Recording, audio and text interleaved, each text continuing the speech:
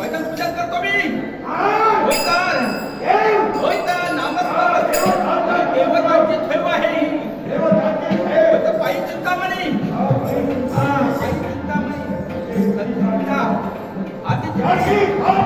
होय तर नामस्मरणासाठी नारायण नारायण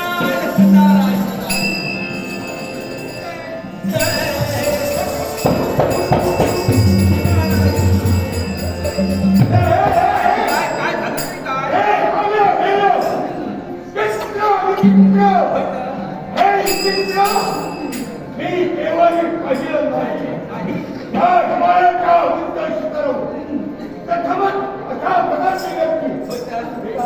काय त्याला ब्रह्मशैली म्हणतात होय तर देवतांची ठेव होय तर ते माझ्याजवळ आहे ते तुझ्याजवळ